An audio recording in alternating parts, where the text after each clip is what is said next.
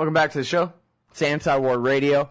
I'm Scott Horton, getting the heroic Patrick Cockburn on the phone. He's the Middle East correspondent for The Independent, of course, in London. That's independent.co.uk. He's the author of quite a few books about the Middle East, the most recent of which is Muqtada al-Sadr and the Future of Iraq. And I highly recommend you read that book. You want to understand what's going on in Iraq. Welcome back to the show, Patrick. How are you? Fine, thank you. Well, I really appreciate you joining us on the show today. And the reason I call Patrick heroic is not just because I like his journalism. It's because he really does go to the world's most dangerous places by himself to do this reporting. And it's really some of the best insight that you can find from a Westerner about what's going on with American and British policy, for that matter, in the Middle East. And so I really mean that. Now, there's a couple of articles at issue here. History is repeating itself in Afghanistan and dying of starvation at the Independent. I want to start with the latter there. You are writing here in the Independent about your recent time in Kabul and the starving and the dying on the streets of Kabul, which is, I would think, the most occupied, westernized, Western aid-funded city in all of Afghanistan, and you describe the conditions there as absolutely horrific, Patrick. Yes, I mean, it seems to be one of the most sort of astonishing and horrific things about Afghanistan. I mean, is that, there are about 30 million people in Afghanistan, and half of them earn under $43 a month. Many of them are on the edge of starvation or maybe on the wrong side of that edge. And the U.S. is, according to President Obama, is spending $113 billion a year in this country. And aside from other aid money, and yet, from the Afghan point of view, what good is it doing them if there's their children starving in the streets? Well, what's happening to all the money? Well, a lot of money gets spent on the military. Then you get money that goes supposedly on aid, and it sort of disappears. What happens is, for instance, in a number of different ways, some of it never leaves the U.S. It goes on consultants there. Then you might have a big U.S. company which has got a contract from the donors, let's say USAID or somebody, but they don't actually go and do the contract, build a school or a hospital themselves, because it's too dangerous for them to do that. So then it goes to another company, an Afghan company, or it might be a foreign company, but let's say it's an Afghan company. Often these are kind of shadowy who'd own that Afghan company. Usually when people find out, it turns out somebody connected with the Karzai government, some minister, a relative of a minister, a powerful local governor or his relatives. But they don't build that school either. Then they pass it on to another company, and usually about the fourth or fifth company down the line is actually in charge of the building a hospital or something like that. But by then, two-thirds of the money has already disappeared. So if that hospital gets built at all, maybe the walls don't stand up too well, or maybe the roof isn't too good at keeping out rain. And now, so when you're walking down the street in Kabul, how bad is it? Worse than L.A.? Well, I don't know L.A. If you're walking down the street in the center, you look up on Kabul is surrounded by mountains. Mountains sort of intrude into the city, and you see housing is sort of creeping up the mountains. And this is people who can't get houses. Often people are living, 8, 10 to a room. Afghans have big families. Housing is very expensive. And they go and build houses, usually on government land, usually without permission. And these sort of houses are sort of creeping up the mountainside, like, favelas, like hilltop slums in Rio. But they don't have electricity, they don't have running water, they don't have any roads. And that's where you see the poorest people. But that's a big chunk of the population, even a place like Kabul, which is better off than the other cities. Well, there was some report, I'm sorry I don't have the footnote on me, but it came out recently that had it where Afghanistan is the most corrupt country in the world, even more corrupt than the United States, I guess. Which seems impossible. International is this, I think it's a Berlin-based organization, does these massive surveys on corrupt states. Yeah, it studied 178 states, and Afghanistan was the third most corrupt. I think the others were places like sort of Somalia, and I can't quite remember where the other was. But it is, I mean, nothing gets done without a bribe. And of course, again, this is when you have a system that only works through bribery, the people who suffer most are the people who don't have the money to pay a bribe. Surveys of sort of Afghan farmers, and the poorest of the poor, shows that, what the worst things in their lives are partly is insecurity, but sometimes even ahead of that is the necessity of paying a bribe to get absolutely anything. Mm-hmm. Well, and also you portray in your article that maybe even the people who mean well among the NGOs and the aid distributors, perhaps even State Department people, that they can't do anything right anyway. You talk about a giant school that was equipped with computers in, or maybe more than one, I guess here, I'm reading plurals, in districts where there is no electric power or fresh water, for all I know, even kids to attend them. Yeah, it's kind of, some aid people I was talking to said, look, you can't really do this kind of development aid in the middle of a war. Remember, too, if the U.S. is sort of army is, military commanders have funds at their disposal to build bridges, to build schools, things like that. But then that school is labeled as an American school. So parents are frightened of sending their children there because maybe it's going to attack because it's an American entity. So, all this money is spent for amazingly little benefit to ordinary Afghans. Right. All right. Well, now, so I wonder if you could comment on the effect that the drug war has on the famine in Afghanistan. They've had a problem for a long time with famine there, I guess, not least of all due to the perpetual state of warfare in that society. But it seems like with the drug wars, it just makes the heroin, the opium products more expensive, and therefore creates the incentive for people to grow that instead of food, and that would have a disastrous effect, on the supply of homegrown crops in that country for people to eat. Yeah, you've got small farmers, they don't have much land, they're often in hock to moneylenders. The only way they can really make decent money is by growing opium poppies and selling the product on to the dealers, and then that goes to the laboratories that turn it into heroin.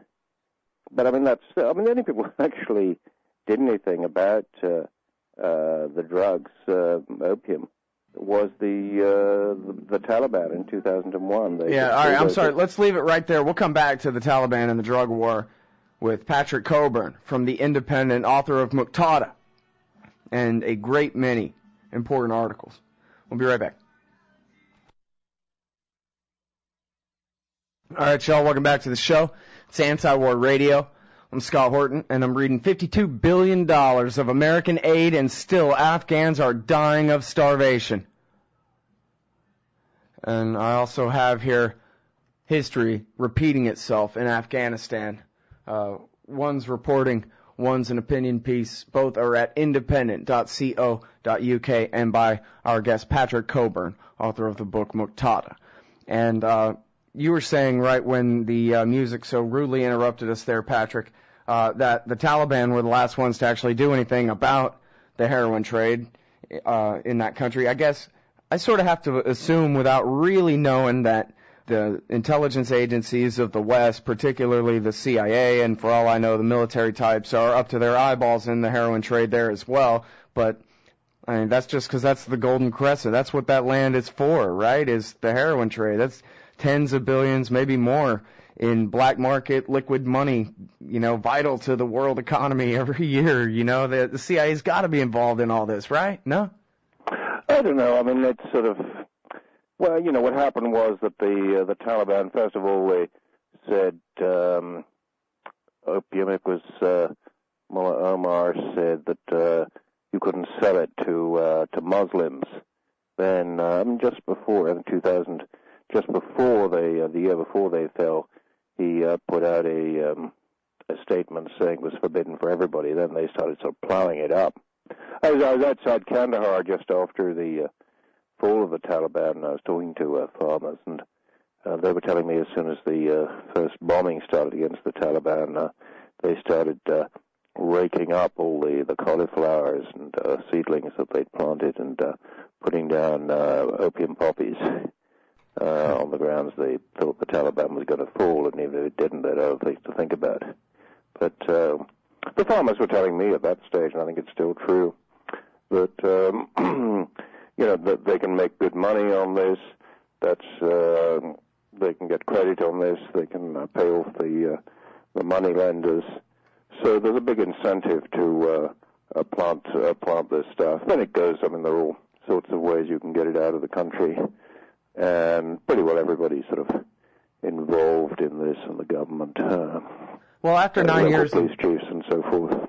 After 9 years of occupation, I mean, there's been plenty of stories about soldiers ordered to turn a blind eye because, hey, these are the locals we're trying to win over, let them grow their poppies or whatever. But what about the intelligence agencies? I mean, I guess at one point about a year ago, the CIA leaked a story to the New York Times accusing Karzai's brother of being a heroin dealer, which is undoubtedly true. But so what about my assumption that they must be heroin dealers too? It's been almost a decade occupying that I don't think one has to go down, you know, even, I don't know if that's true or not. I mean, I don't know any evidence of that. What tends to happen is, you know, like Karzai's brother, they say somebody's a heroin in the drugs trade. Yeah, that's probably true. But then, you know, they've also got relationships with this guy. You know, that this guy sort of rents them land for airstrip, for an airport, you know, for bases and so forth. So once you start dealing with the Afghan government,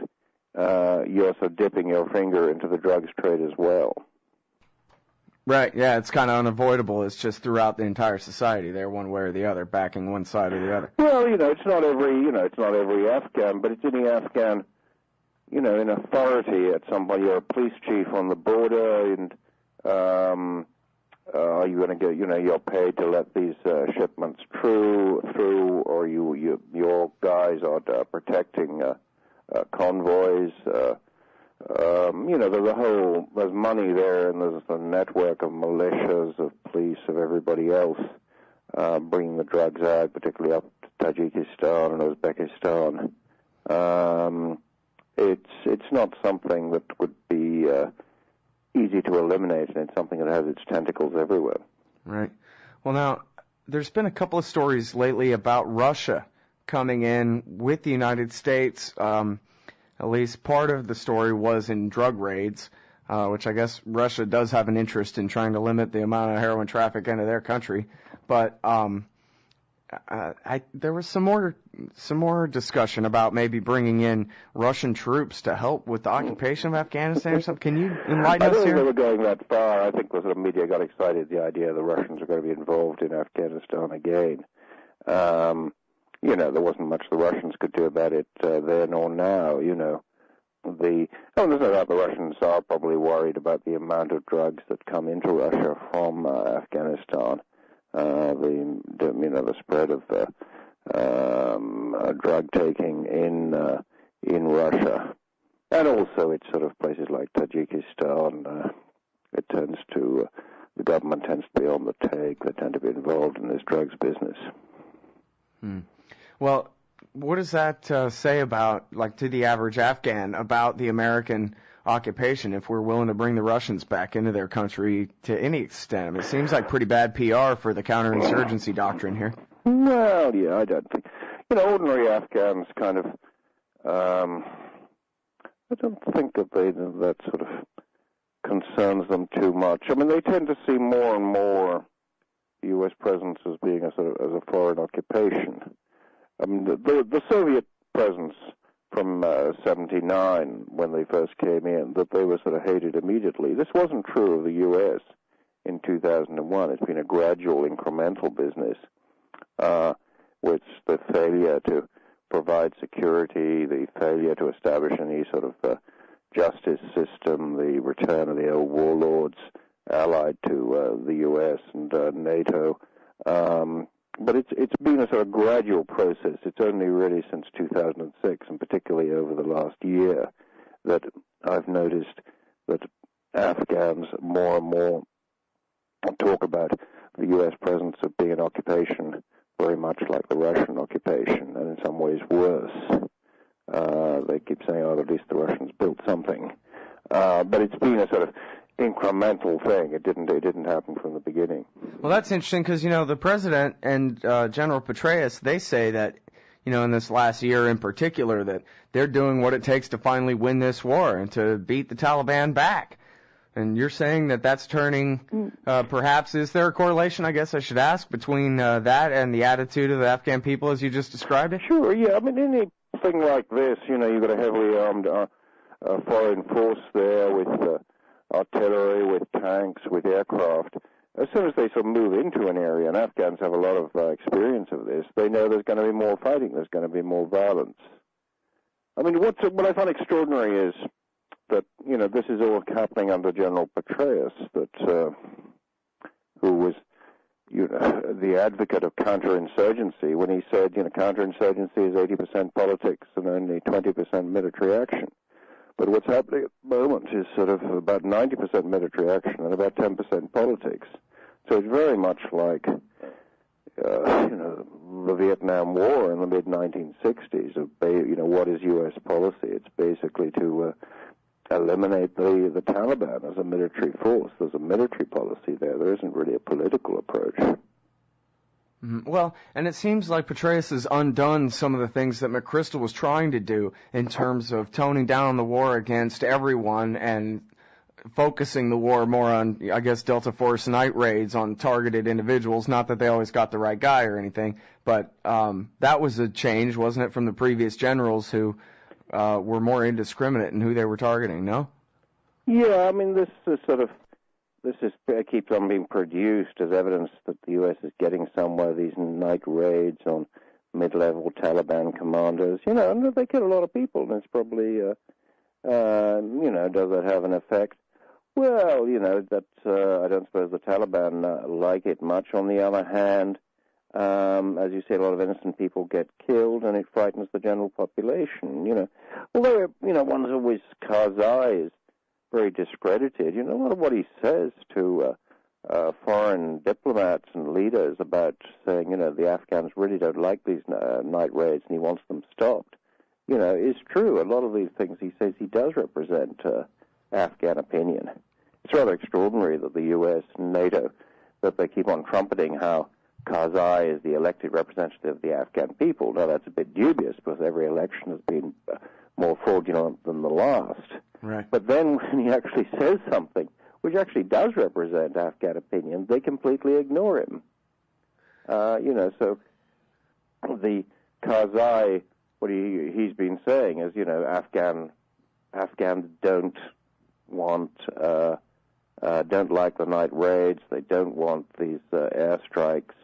And I mean, I'm a bit dubious about opinion polls taken in Afghanistan because of the violence. I'm not sure people answer honestly, but there was one taken by ABC television and in combination with the BBC and German television recently, and it showed in the southern provinces where they're most fighting over the last year, the proportion of the population who would say to pollsters that they were in favor of armed attack on the Americans had tripled from 12 to 40%.